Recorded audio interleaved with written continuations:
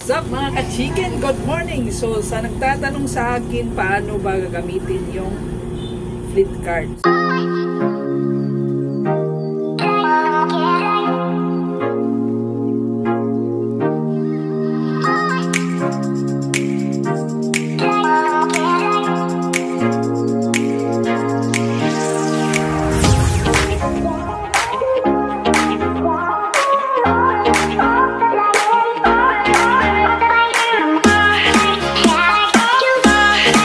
Mga ka-chicken, good morning! So sa nagtatanong sa akin paano ba gagamitin yung fleet card. So ito, ituturo ko sa iyo kung paano to i-update yung mga price ng fleet card saka paano siya gagamitin.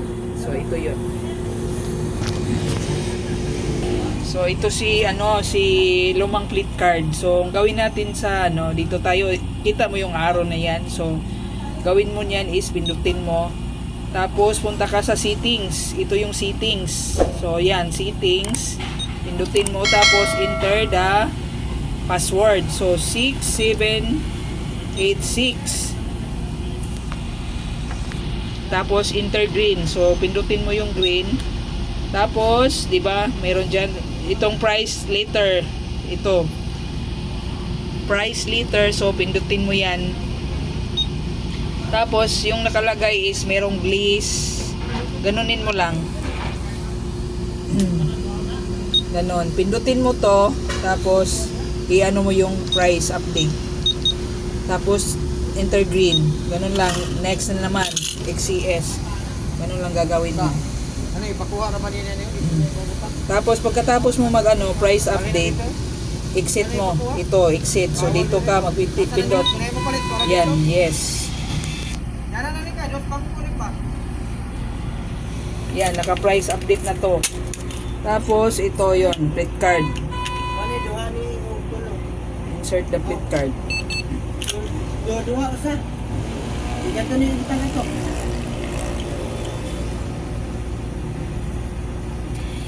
Ayan, dito yun sa luma ang fleet card. Yan, nalabas yung magkano yung litro ng fleet card.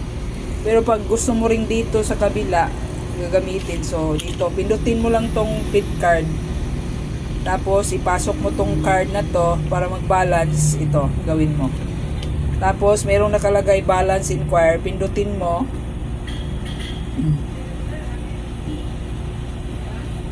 Ganyan lang. Ganyan lang ka, ang gagawin mo sa fleet card yan. Wait mo lang. Lalabas yung resibo, yung magkanong igagas up or litro ng fleet card ang igagas up ng attendant. Yan. Ganyan lang gawin mo. Tapos, ituturo ko rin sa iyo kung paano to i-operate yung ganitong bagong fleet card. So, dito tayo sa bago.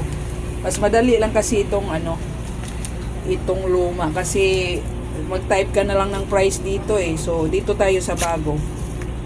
Para mas, mabilis kang matuto.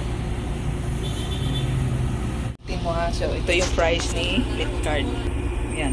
Tapos, ito yun. So, yan gagawin mo. Pay, tapos hanapin mo yung fleet card, enter, tapos pindot ka dito. Mga 30 kilos. Ayan, so tapos enter mo. Yan, so insert card. Yan, na-process na. So wait mo lang siyang ng odo. So driver, enter the driver code 00. Apat na 0, enter.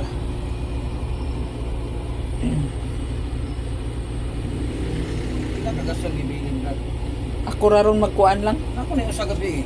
Wala eh. Tingnan si Arnel, ako na siya usag ipan.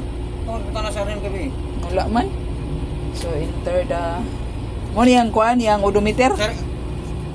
So ito yung odometer niya. So i-type mo yung odometer. 424562.